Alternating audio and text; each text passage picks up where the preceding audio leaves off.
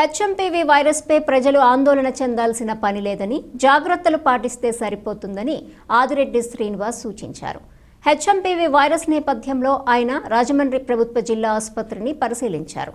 ప్రజలు జాగ్రత్తలు పాటించడం ద్వారా సురక్షితంగా ఉండాలన్నారు.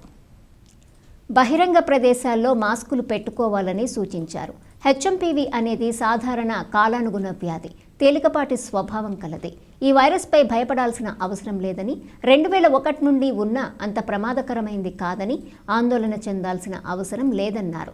ఇది ఒక నిర్దిష్ట కాలపు సీజనల్ వైరస్ కాబట్టి ఆందోళన చెందాల్సిన అవసరం లేదని, వైరస్ ప్రభావితుల పరీక్ష కోసం హెచ్ఎంపీవీ వైరస్ని పరీక్షించడానికి 3000 టెస్టింగ్ కెపాసిటీ కిట్లను ప్రభుత్వం సిద్ధం చేసిందన్నారు.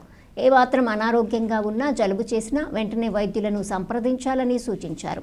ఈ వైరస్ నేపథ్యంలో ఆసుపత్రిలో 20 పడకలతో ప్రత్యేక వార్డును సిద్ధం చేసినట్టు తెలిపారు.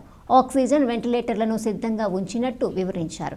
ఓపీ ప్రాంతాలలో ఆటో శానిటైజర్ డిస్పెన్సర్ను ఏర్పాటు చేస్తున్నామన్నారు. అంతరాయం లేని ఆక్సిజన్ సరఫరా, ఆక్సిజన్ పైప్లైన్లు, లిక్విడ్ ఆక్సిజన్ సరఫరా, పిఎస్ఏ ప్లాంట్ అన్నీ సిద్ధం చేసినట్టు వివరించారు. కూటమి నాయకులు, ఆసుపత్రి వైద్యులు, సిబ్బంది ఆయన వెంట ఉన్నారు. ప్రస్తుతం ప్రపంచ దేశాలు ఎక్కడికక్కడ చర్చించుకునే ఏకైక అంశం HMPV virus, human meta Nemo virus. అందరూ కూడా ప్యానిక్ అవుతా ఉన్నారు.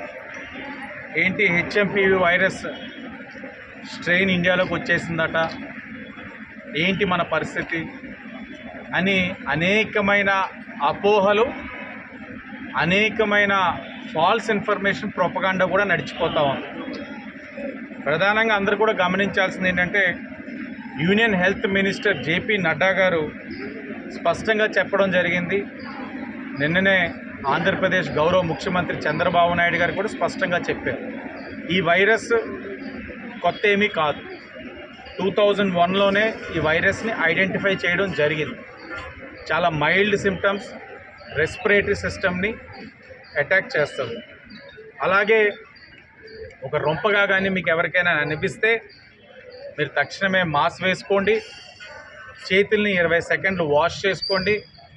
ఇంకా ఇబ్బంది కలిగినట్లయితే తక్షణమే డాక్టర్స్ని సంప్రదించండి. అలాగే రాష్ట్ర ప్రభుత్వం కూడా, గౌరవ ముఖ్యమంత్రి గారు మెడికల్ సిస్టమ్ తోటి పర్యవేక్షించడం జరిగింది. ఏదైతే ఈ వైరస్ టెస్టింగ్ కిట్స్ అన్నీ కూడా అందుబాటులోకి తీసుకురావాలని, సుమారు 3000 కిట్స్ అన్నింటినీ కూడా అందుబాటులో తెమ్మని కూడా చెప్పడం జరిగింది. అలాగే మెడిసిన్స్ కూడా, అవసరమైన మెడిసిన్స్ కూడా అందుబాటులో తీసుకురామని చెప్పడం జరిగింది. మరి రాజమహేంద్రవరం గవర్నమెంట్ హాస్పిటల్కి రావడం, దానికి సంబంధించిన వైద్య నిపుణులతోటి ఇప్పటిదాకా చర్చించి ఏమిటి ఈ యొక్క వైరస్ కానీ స్ప్రెడ్ అయితే మనం తీసుకోవాల్సిన జాగ్రత్త ఏంటని అడగడం జరిగింది. వారు కూడా రాజమండ్రి గవర్నమెంట్ హాస్పిటల్ చాలా అప్రమత్తంగా ఉన్నారు ఇక్కడ వైద్యులు.